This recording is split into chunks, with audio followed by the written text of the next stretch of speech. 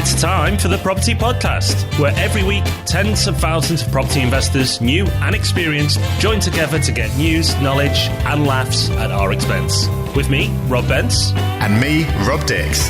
Join us every Thursday morning for your weekly dose of property ideas and motivation. Then head over to our website at thepropertypodcast.com to keep the conversation going. Now though, let's get started. Hello everyone and welcome to the Property Podcast. It's episode 132. Yes, you know, I'm still Rob B, and yes, he is still Rob D, but we are back, and we are back with some hopefully interesting and entertaining information. Yes, we are. We're here to give you permission to slack off this week, or rather, we're going to help you deal with all the stuff on your plate, get some help, and be a more efficient, organised and happy property investor. We've also, of course, got a great resource for you, as always, and we will kick it off, as always, with a news story. And Rob, do you want to read out the link, or shall I? No, I nearly fell off my chair when I was reading the show notes. I went, am I okay to click on this, Rob? Are you sure? But Rob, go ahead. It's your news story. Yeah, okay. I didn't realise how wrong this sounded until you pointed it out to me. This news story is from the Nearly Legal housing blog. It's actually a very serious housing law site. And it's about a whole raft of legal changes that are coming in on the 1st of October, so next week. Did you know about these? Chances are you didn't, because they've been extremely poorly publicised and the legislation's gone through at the last minute. Everyone's annoyed about how it's been worded and thinks it could cause lots of confusion. We won't go into it all now, but basically it's a whole load of stuff which seems quite boring, but is actually very important, because to be able to validly serve a Section 21 notice, which is sort of the rock solid way of getting your property back if you want tenants out, there are new things that you need to abide by, including giving tenants a booklet before the tenancy starts. I mean, where they come up with this stuff, I do not know, but that is a change. There are also new requirements about when Section 21s can and can't be used. You now can't serve it in the first 4 months of the tenancy. So lots of people were in the habit of issuing one along with the AST in the first place. You can't do that anymore. So there's a whole lot of things coming in at once. It's worth going over to have a read of it in full. If you self-manage, make sure you know about all this stuff. If you don't, make sure your agent knows about all this stuff. But you'll find the link at the show notes for this week, where there's going to be lots of good links this week. That's at thepropertyhub.net/gethelp. Yeah, go to the show notes and definitely do not Google Nearly Legal in work. So go to the show notes instead, which is thepropertyhub.net/gethelp. Right, so Rob, the magazine, it's only a £5 copy, which is obviously incredible value, so £20 for the year, which is brilliant. And thank you to all the people who continue to sign up. Every day people are still signing up, so that's absolutely awesome. But if that wasn't good enough, we've looked through our stock, and we've got about 50 copies left of issue 1 and issue 2. So we came up with an ingenious idea. Yeah, so if you haven't subscribed to the magazine yet, we will not berate you for being slow off the mark. We'll reward you. If you're one of the next 50 people to subscribe to the magazine, if you do it in the next couple of weeks, you'll be in time to get issue 3 when that comes out. But we'll also send you issues 1 and 2 for free. So you'll get not only every issue in the future, but you'll get all the past issues as well. So if you're a completist and you're collecting the Property Hub magazine to pass on to take to the Antiques Roadshow in the future or something like that, then you'll have the full collection. And there's, of course, loads of great articles and advice in those. So all you need to do is go to thepropertyhub.net/magazine, sign up for the magazine. As Rob said, it's a £5. There's no commitment. You can cancel if you don't like the first one. And we'll send you issues 1 and 2 for free. Can't say better than that. So sign up now. You'll get issue 1 and 2 straight away. And then when issue 3 comes out next month, you'll have the full collection. So go to thepropertyhub.net/magazine. It is only the first 50 people, so this won't last long. So when you click on it, it'll tell you if the offer's still there. If it's not on the screen, it'll just say nothing about it. So if you go to propertyhub.net/magazine and still see the offer is there, then take advantage of it, because when it's gone, it's gone. It's not something we can extend. We're not going to go back and print old issues. So we'll just remove it off the website and it'll go back to the normal offer, which is still fantastic when we run out. So go check that out now. So Rob, we've both recently come back from our holidays. We both went away for a week. you went to the Canary Islands, chilled out, and I went to North Wales with 2 young children. I know which holiday I would have preferred. But we both came back. But the good news is, when we did come back to work, and I was quite looking forward to that, the businesses hadn't burnt down, didn't collapse, and actually were running really well. Yeah, somewhat depressingly, I think they actually function better without us. I was kind of hoping there'd be at least something where it's like, oh, Rob, thank goodness you're back. But no, there was really nothing. But yeah, that kind of inspired this week's topic, which is why property investors need an assistant and how to hire one. So, in our businesses at the Property Hub, at Yellow Lettings, RMP, we've got full-time staff, but you don't need to have full-time staff in order to have things done for you. The reasons that those businesses function so well in our absence, probably better in our absence, is that we've got really brilliant people working there who are the best people at what they do. So how can you extend that into your investing life? And this is actually something that I was thinking about, because I don't have an assistant personally to deal with my property portfolio. It's fully managed, but there are still things that come up every so often where it's just like, oh, I wish I wasn't doing this. So I was thinking about hiring an assistant. So, well, why not make an episode out of it? So that's what we'll do today. We're going to talk about what an assistant can do for you, how to find one, how to work with them. But let's get started with, well, convincing you that you need one in the first place. Yeah, you may think, well, I don't have a traditional business, or if you do, you may think, well, I can't have an assistant, that's a bit grand. But don't be silly. These reasons should hopefully change your mind, because if you are of any of the following, you should seriously consider getting an assistant.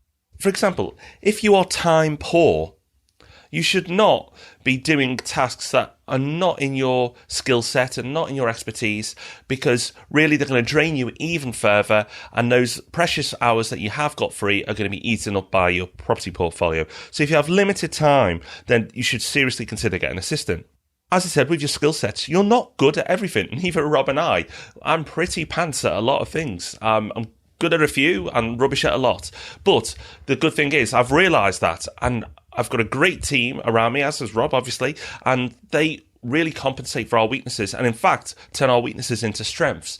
So by acknowledging that you're not great at everything and other things can be done better than you could do it yourself, then really you should be considering getting an assistant if you can acknowledge that. If you think you're perfect, I'd love to meet you, but I'm certainly not. And Rob, don't want to break it to you, but I don't think you are either. That was a bit of a downer. But you're really good at a lot of things. Another good reason for getting help as well is if you don't enjoy doing everything. So you might enjoy doing things that you're not good at, but there's often a correlation. If there's something that you don't enjoy doing, chances are you're no good at it either. But even if you could do it perfectly well, but it's just not something you like doing, you don't have to do it. You can get help so you can focus on what you do enjoy doing. And also, like, just as a general point, it all kind of ties into the idea of specialization. Like, you'll get the best results if you spend the maximum time on what you're best at. So you might do perfectly well by doing a bit of everything. Even if you are brilliant at loads of different stuff, there will be one or two things that you're better at than anything else. So you'll get better results if you spend more time doing those things and get other people to do the other things. So even if you are actually the best at everything, it still makes sense if you focus on the things that you're the very best at. So in my case, the thing that I've struggled to delegate is admin, because weirdly, I'm not bad at admin. A lot of people say that it's a weakness of theirs, but I'm okay at it and I don't mind it. I kind of like sitting down and plowing through a load of stuff and feeling good that I've got through it at the end of it. But that's not what I'm best at. In property terms, what I'm best at is probably research. So it makes sense for me to specialize, spend more time on the research and pass other things off to someone else. So there are lots of really good reasons why you can make big differences to your business by hiring an assistant. So hopefully we've convinced you, because if you have any of the following: limited time, you're not good at everything, or you don't enjoy everything, then you should be considering getting an assistant. So if you do get an assistant, what can he do for you? This often is a trouble spot for a lot of people, because they think, yes, okay, that may be true, but what exactly do I get them to do? So here we go. Here's a bit of a list, and this list is endless. So this is just a few things, but if you use your imagination, there's a lot that can be done. But here are some core things you can certainly hand off straight away. So corresponding with agents or tenants about just routine matters. There's going to be stuff that comes up from month to month that is fairly routine that they can handle for you. You can do it yourself, but if it's routine, do you really need to? An assistant can take care of that for you, so that's one thing you can do straight away. Beyond that, you can get them to deal with bigger issues that come up. So stuff that comes up of a semi-urgent nature, or even urgent nature. If you're busy and you're traveling, or you can't always get to the phone or email, then if your assistant is more flexible with their hours and their availability is better, then they can deal with that for you. If you give them ideas on what outcomes should happen from these situations, then they can easily deal with that for you. Another one is emails. You may not give them your work emails, but if you have emails related to property, there's no reason with just minimal training they can take care of that for you. They can file them in the right places, give canned responses to certain regular types of emails that come in, and just clear your inbox every few days. It sounds like it's complicated, but with some simple processes, actually, it's easily achieved. As Rob's already mentioned, he likes doing this, but if you don't, or it's not your skill set, online research. There are assistants out there who are very good and very effective at carrying out research. They will go out and look at the properties, the deals, but compile a report together for you and give you the feedback on whether they think it's a good deal or not. Now, you may be thinking, oh, well, Rob, it's all right for you having an assistant, but, I can't do that. Well, actually, it's not just us who do it. Chris, who runs the St Albans meetup, he's been doing this for a long time, and his assistant has been doing his research of his deals and bringing them to them with a final sort of decision for him for a long time. Of course, he'll then check it and make his own decision too, but his assistant will make a recommendation after doing many hours of research. Then he's got it all collated for him, and he can make that final decision. So it can be done. Yeah, it really can. There's loads more as well. Booking viewing appointments could be a really good one. So if your assistant has gone through and found some potential opportunities for you to look at, then the next step would be going and actually viewing them. But it can be a real pain to have to call agents and miss them, and then they call back and miss you because you're in a meeting. If you're working full time, it can be really hard to schedule that. Well, why not get the assistant to book it for you? Give them access to your calendar, let them know when you're available, and let them book things in for you. That could save a huge amount of aggravation, as, again, all the time that you're spending playing phone tag with an agent is time that you're not doing what you're best at.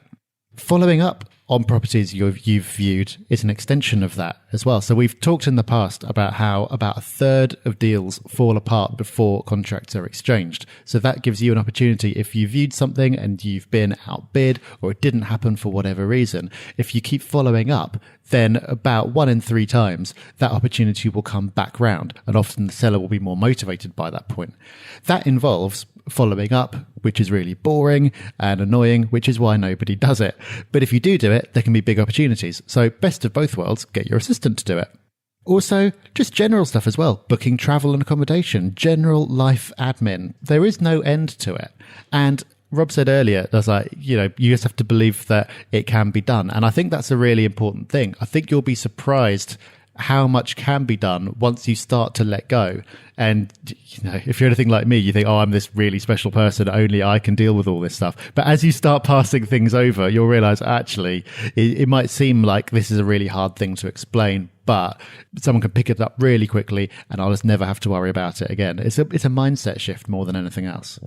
Yeah, it really is. One of the best decisions I ever made very early on in business was to hire an assistant.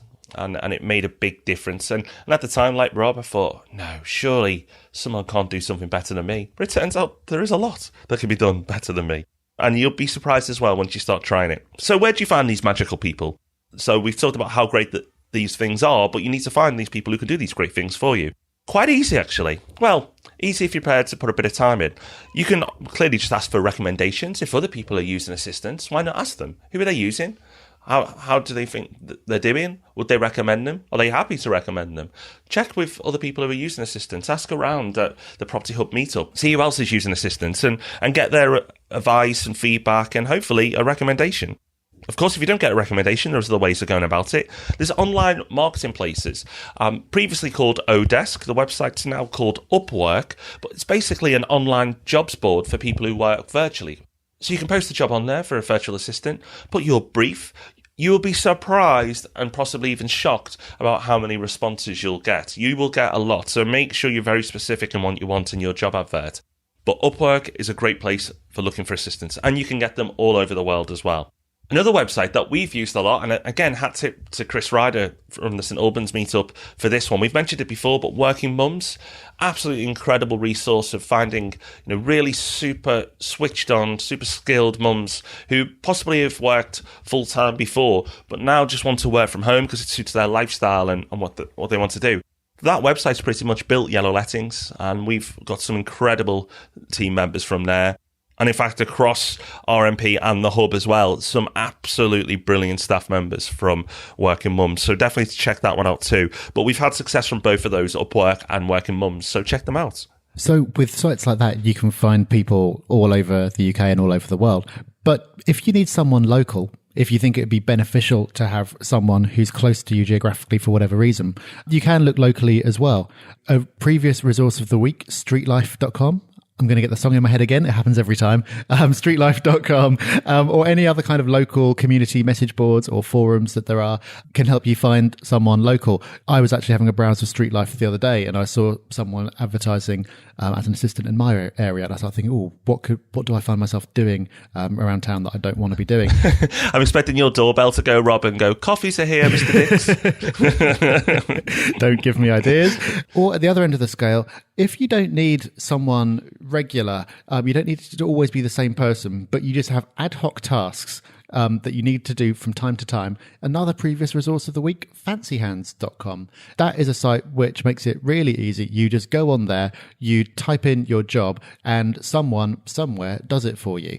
So it's no good if you have things that you want regularly followed up on, like making calls or working on your emails or anything like that. But if it's just go and make me a list of all the estate agents in this town or something like that, Fancy Hands would work really well for that. So loads of different options tailored towards the kind of arrangement that you want. And hopefully by listing those options, you can see that an assistant might not be necessarily what you thought it was. You might think that it's someone who sits next to you or someone who you pay for 20 hours a week. It can be a whole range of different things depending on what it is that you need. So now you know how to find these people. What should you be looking for? What skills? And also, what things can you do to make sure the relationship works? Because there's responsibility on you as well to make sure things work and go as they should. So certainly one of the things you should be looking for from these people is someone who's proactive and can figure stuff out. If they are going to be stumped by any twist or any scenario that they're not used to, then they're probably not going to be right, because property can be varied and can throw up different problems and challenges. So someone who can think, that sounds awful, but I'm going to say it, think outside the box, or just approach things differently, use their initiative, not necessarily let you know that they've bought you a new buy-to-let, but just being able to think and problem solve. They're the type of people you want, because property can throw up different variables. A clear communicator, somebody who, if they are overseas, this is really important, but make sure that they can communicate to you and there's not a language barrier or a cultural barrier between you and them, because you can get assistants that work very well for you overseas, but just make sure that they are a very effective communicator. And even in this country, make sure they're a clear communicator as well, because they're not only going to be dealing with you, but if you're going to have them speaking to agents and estate agents, letting agents, and whoever else, they're going to be representing you, so make sure they're clear communicators.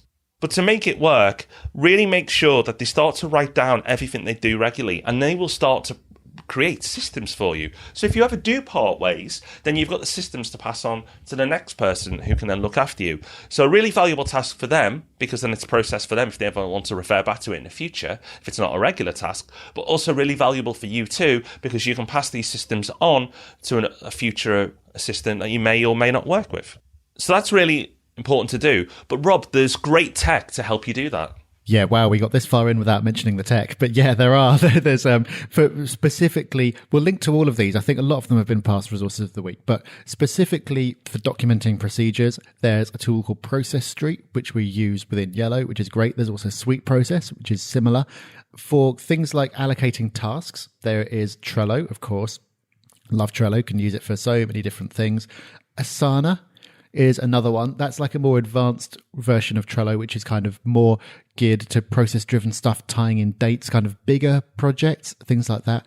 That's just a few. There are loads of different tools you can use depending on the exact situation. And if you've got your own that you use to work with people to collaborate, please let us know, because we're always on the lookout for new ways of working better. But they just make things so much easier, because regardless of who you hire, you'll get the best results out of them if you develop an efficient way of working with them. And so you can't delegate that process of efficiency to tools, but you can use those tools to support you in that process. So another thing that we do, which I think is a really good idea, is to have a structured weekly catch-up with your assistant. So we've got a member of the team who works really closely with us across all kinds of different initiatives, across all our businesses. She's absolutely brilliant. And all we do is once a week, we basically throughout the week, we kind of put down things that need to be done or looked into or whatever. Once a week, we just kind of get a status report where we hear about everything that's happened.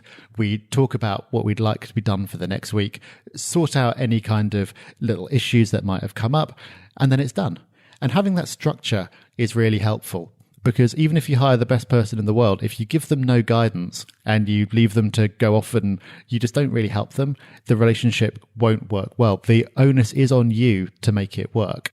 But there's really no excuse for not making it work, because it's not difficult. There are so many different tools that you can use to help you, and you're just going to get such great results out of it that you're going to be super motivated to make it happen.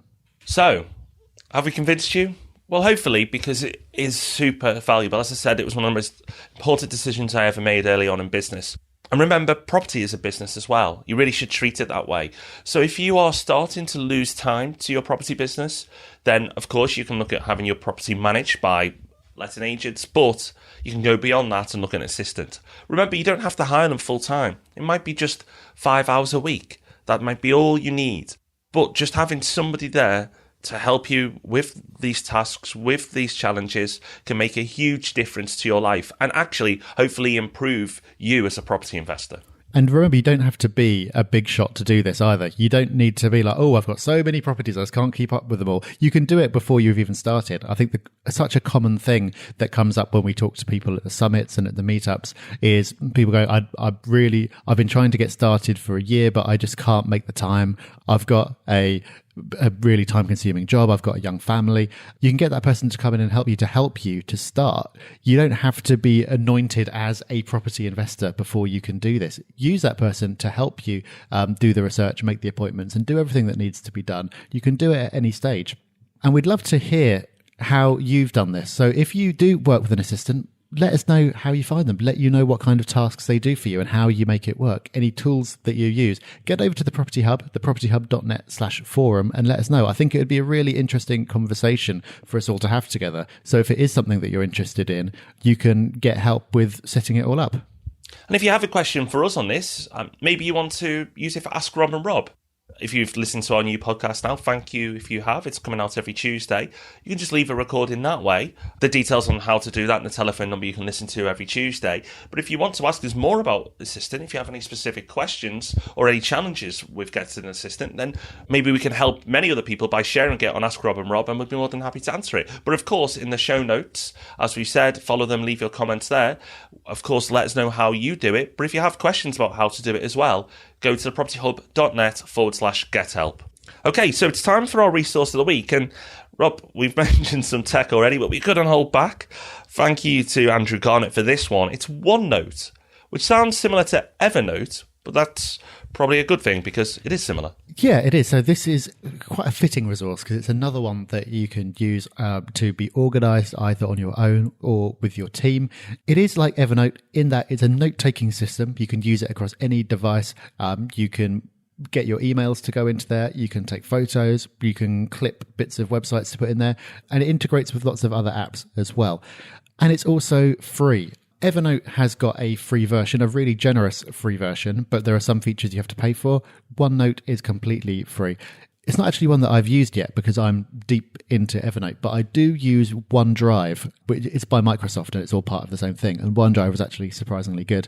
So OneNote is well worth checking out as an alternative to Evernote. Andrew was really raving about it. So if you haven't got one of these systems in place yet and you're kind of looking around and deciding what to use, take a look at OneNote alongside Evernote and anything else that you might be looking at. I think it looks like it's well worth checking out. Okay, so before we tell you what we've got coming up next week, let's do a review of the week. And a big thank you to Scott Elliott, in fact. Hi, Scott Hubber. Scott says, I've been meaning to leave a review for a while now, and I found this podcast a few months ago, and I've been going back to listen to every episode. It's a really great resource for anyone even thinking of investing in property. The two Robs have great rapport and are a shining example to how podcasts should be presented. Thanks for the advice and tips, guys. Cheers, Scott. Thank you very much, Scott. If you'd like to leave us a review, then we'd love to read it out in the future. Go to the propertyhub.net/podcast and you can click the link there to leave us a review. We will read it out in due course. But thank you to everyone who has so far. We're approaching, if not gone through, 300, which is just absolutely bonkers. And brilliant bonkers, though. So thank you. We like brilliant bonkers. Yes, we do. So next week, we're going to be talking about why you should be networking and how to start. We're going to be talking about that specifically next week because next Thursday, it's the October Property Hub meetups. We've got, I can't remember how many. I think it's something like 12 meetups going on. 14, I think. 14. All because we're two internationals. Yeah. We've got 12 UK, 1 in Dubai and 1 in Hong Kong. So we're international, baby. Yeah, and it's only the second month. So absolutely brilliant. And we're going to be getting out there and popping up at a couple of the meetups. I'm really excited about it. It's just brilliant that it's taking off so quickly. If you have not registered for a meetup yet and you're interested in going along next Thursday, go to propertyhub.net/meetups and you can see what's going on near you. But to tie in with that, next week, why you should be networking and how to start should be another really good episode. And next year, we're in talks with Elon Musk for the Mars meetup. So stay tuned for that one. Right. Until next week, thank you so much for joining us. And remember, they may have already gone, so check on the propertyhub.net/magazine to see if you can get the 2 past copies and be in time for the next magazine, which comes out next month. So make sure you go to propertyhub.net/magazine. If the offer is mentioned, then it's still available. If it's not mentioned, then it isn't. But you should sign up anyway because you'll be in time for October's magazine.